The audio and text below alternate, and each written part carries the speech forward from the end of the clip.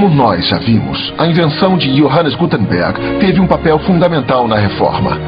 A Bíblia impressa em alemão de Martinho Lutero e suas 95 teses deram início ao que se tornaria um dos maiores movimentos religiosos da história.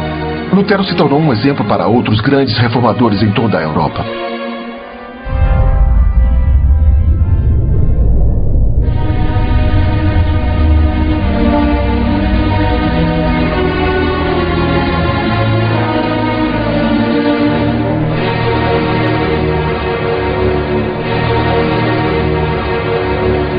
"70 anos depois que a primeira Bíblia impressa foi feita por Gutenberg, outra Bíblia foi produzida. Isso rapidamente provocou a ira das autoridades inglesas.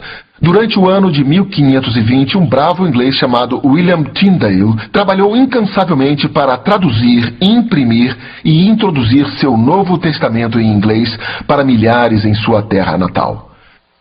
Como ele era capaz de traduzir do grego, sua tradução era mais precisa do que a de Wycliffe e dinamizou em muito a reforma na Inglaterra. Tyndale também deu ao povo mais do que apenas uma tradução. Tyndale reconheceu a importância do povo ter uma Bíblia em sua própria língua, mas ele também entendia a necessidade de o povo compreender o que estava lendo. Por isso, Tyndale trabalhou para produzir não apenas uma tradução precisa, mas também criou introduções para cada livro do Novo Testamento, que iriam ajudar o leitor a entender as Escrituras. Iluminação pelo Espírito Santo é necessária para interpretar corretamente as Escrituras. É essencial para o entendimento adequado e aplicação da Palavra de Deus na vida de alguém e na sua fé.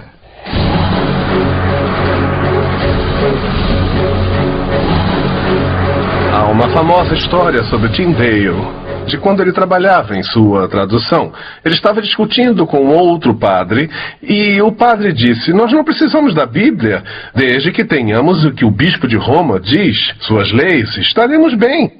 E a essa ideia desse padre, Tyndale deu a seguinte resposta: Eu desafio o Papa e todas as suas leis. Se Deus poupar a minha vida, eu farei com que o lavrador saiba mais sobre a Escritura do que você.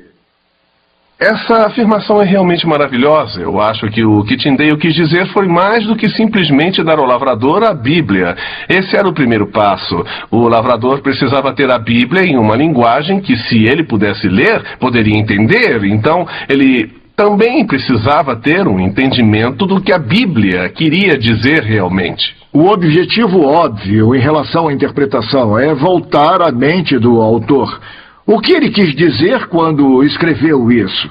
O Espírito Santo estava inspirando aquele autor com relação aos livros da Bíblia. Então eu preciso saber o que o Espírito Santo queria através da mente e da caneta daquele autor.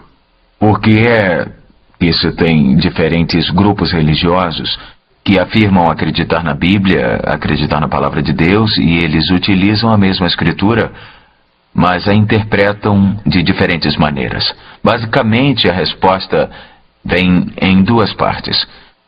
As pessoas criam diferentes interpretações porque elas não seguem as regras da hermenêutica.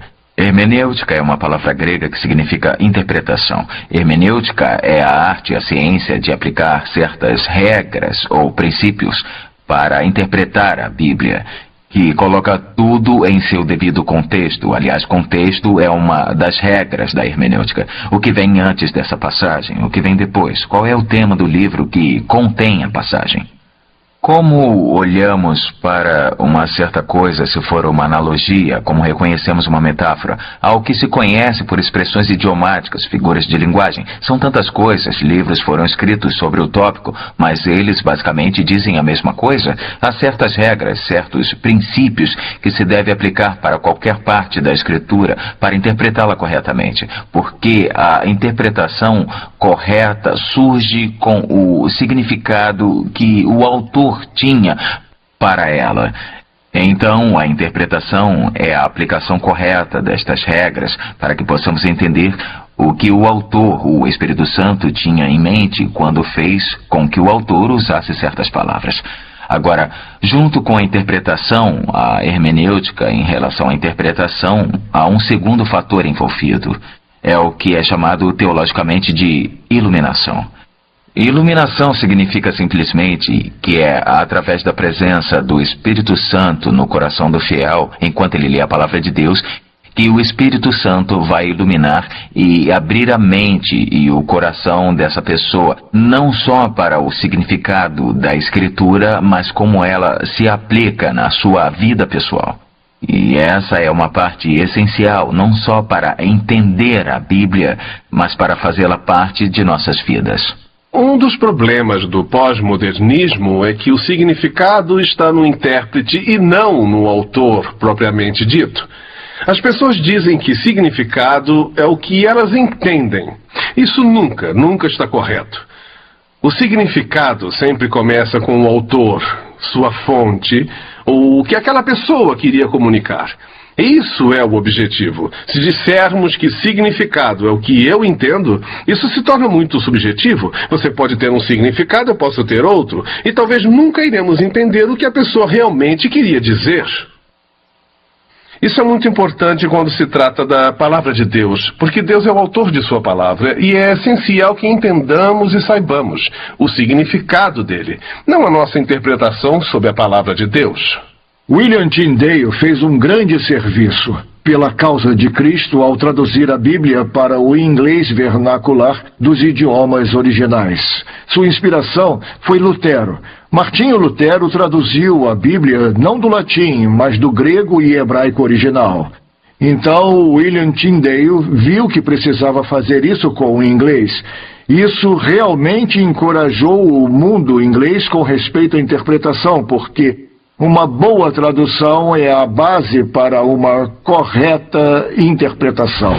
A tradução de Tyndale do original em grego e hebraico para o inglês foi um grande passo mais preciso e legível.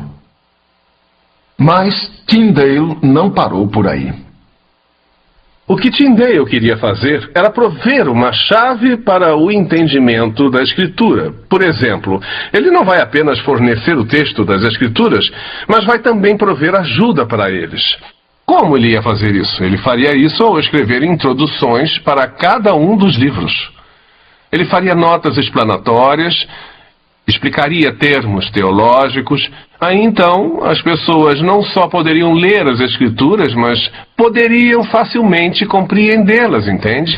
Muitas vezes eu me pergunto que tipo de questões passou pela cabeça de William Tyndale conforme ele pegava as Escrituras e começava a traduzi-las e interpretá-las. Como ele deve ter dependido do Espírito Santo. Ele não tinha os livros de hermenêutica.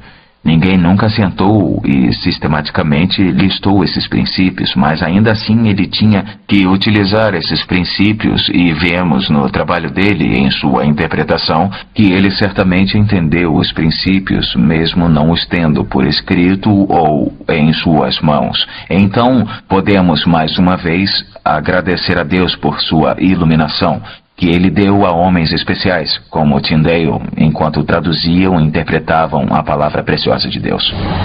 Nós temos aqui uma cópia da segunda edição do Novo Testamento de William Tyndale, e talvez uma maneira de entender o quão importante ela é o contraste com a primeira edição.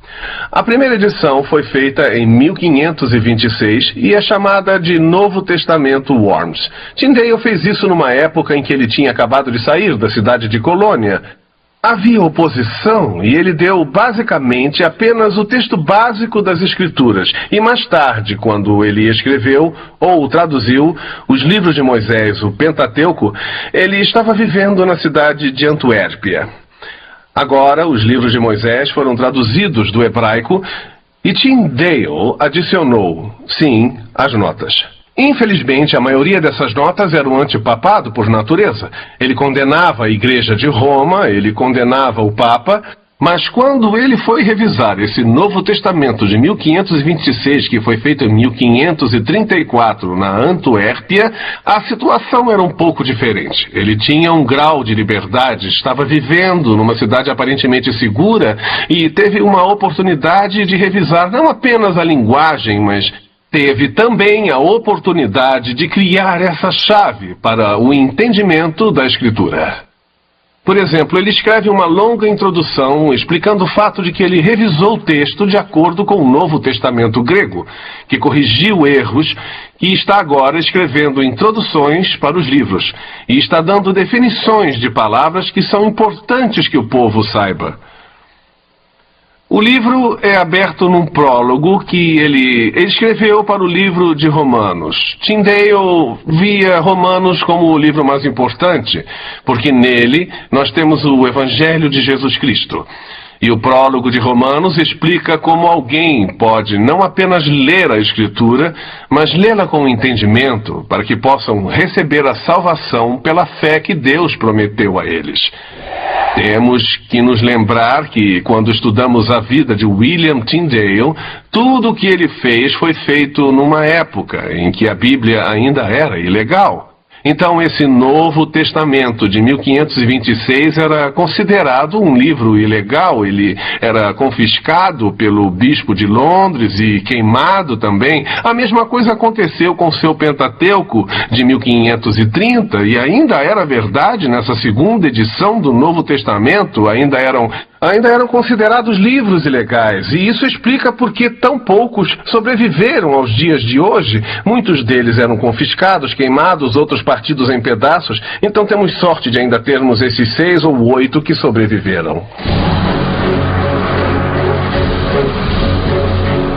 Embora William Tyndale tenha pago um alto preço pelo seu trabalho, foi a cuidadosa provisão e proteção de Deus que permitiram que ele desse ao povo uma tradução mais precisa da Bíblia em inglês. Na verdade, 85% do Novo Testamento de Tyndale iriam logo se tornar a base para a versão King James, publicada pela primeira vez em 1611.